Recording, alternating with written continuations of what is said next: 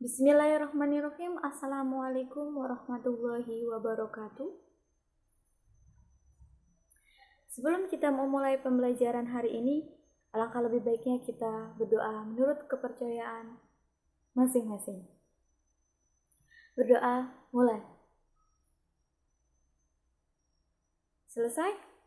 Saya akan melanjutkannya dengan perkenalan saya. Perkenalkan, nama saya Tri Jayanti, biasa dipanggil Bu TJ. Saya akan mengajar mata pelajaran fisika dan saya akan menjelaskan bagaimana penilaian yang berlaku di kelas saya. Penilaian ada 3, yaitu kognitif, afektif, dan psikomotorik. Kognitif itu adalah pengetahuan di mana saya mengambilnya dari nilai ulangan kalian, ulangan tengah semester, ulangan akhir semester, dan nilai-nilai dalam bentuk pengetahuan lainnya.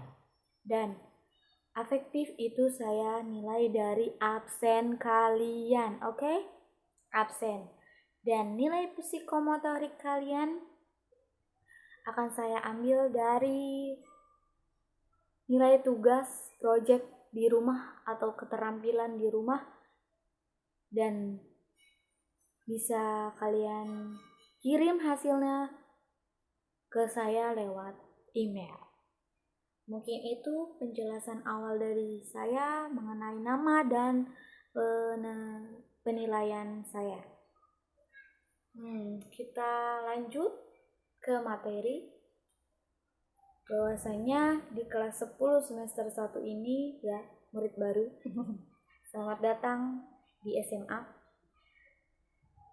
Fisika dan pengukuran. Sebenarnya ilmu fisika bertujuan untuk memberi pemahaman terhadap kejadian alam dengan mengembangkan teori yang didasarkan pada eksperimen.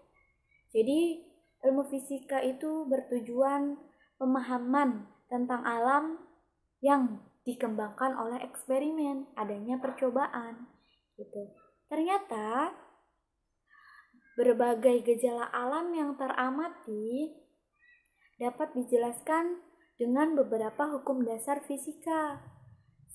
Sebelum berbicara tentang hukum-hukum fisika, perlu kiranya didefinisikan secara jelas besaran-besaran fisika yang terkait. Berikut ini adalah topik yang harus dipelajari dan target yang harus dicapai setelah mempelajari masing-masing topik. 1. Ada besaran fisika dan satuan.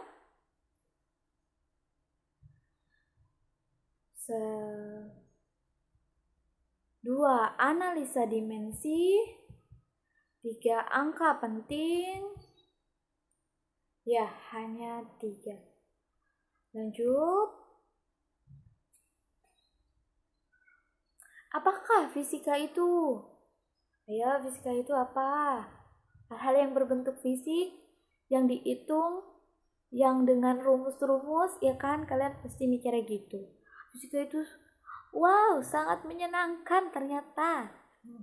Gitu ya. Nah, di sini ada penjelasan.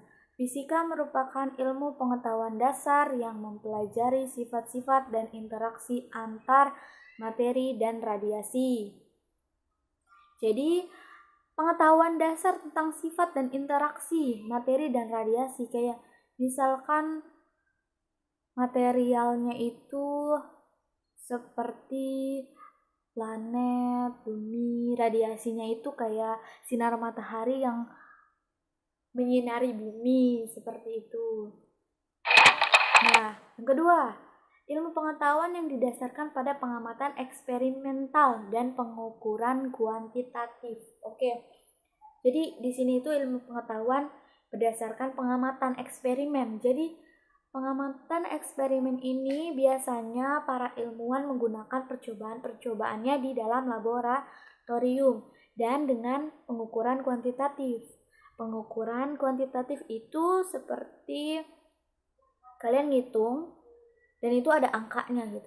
Jadi kuantitatif itu harus ada angka dan hasilnya dapat kita jabarkan melalui metode ilmiah. Metode ilmiah.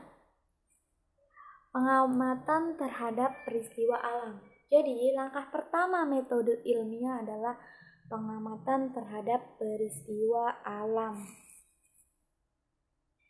Adanya hipotesa atau suatu dugaan sementara dari peristiwa alam tersebut. Eksperimen itu pengamatan atau percobaan yang dilakukan di laboratorium atau di tempat-tempat yang alami pada peristiwa alam tersebut. Karena kan alam itu bisa di lingkungan sekitar kita.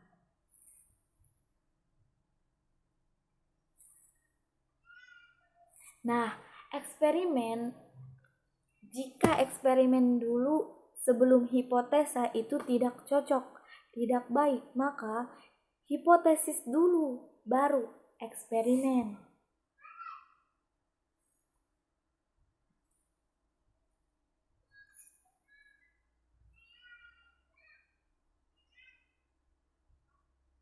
Nah, setelah eksperimen ada teori.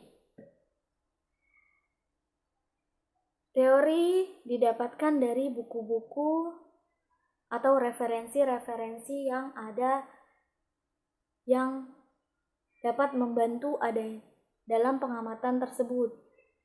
Misalkan jurnal, buku penelitian,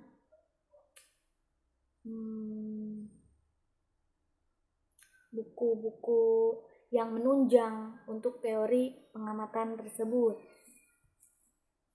Prediksi.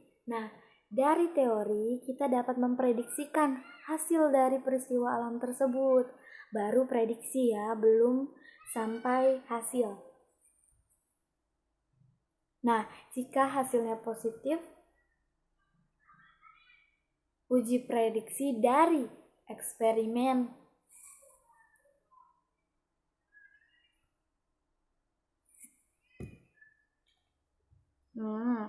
Jika prediksinya hasilnya positif, uji prediksi sesuaikan dengan eksperimen. Dan jika hasilnya negatif, perbaiki di teori. Ya.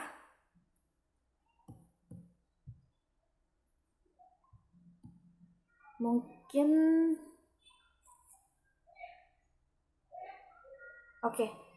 cukup di sini penjelasan tentang fisika dan metode ilmiah. Pelajari lebih lanjut fisika itu apa, metode ilmiah yang digunakan yang baik seperti apa, ya kan? Pokoknya sekian dari saya pembelajaran awal ini, semoga bermanfaat. Tetap jaga jarak, jaga kesehatan. Terima kasih. Billahi fisabilil haq fastabiqul khairat. Wassalamualaikum warahmatullahi wabarakatuh. Sampai ketemu pada penjelasan selanjutnya, yaitu tentang pengukuran. Bye-bye.